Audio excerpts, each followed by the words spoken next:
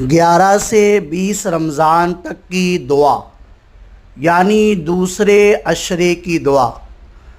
استغفر اللہ ربی من کل ذنب واتوب الیہ، میں اللہ سے اپنے تمام گناہوں کی بخشش مانگتا، عورت ہو تو مانگتی ہوں، جو میرا رب ہے اور اسی کی طرف رجوع کرتا ہوں یا کرتی ہوں۔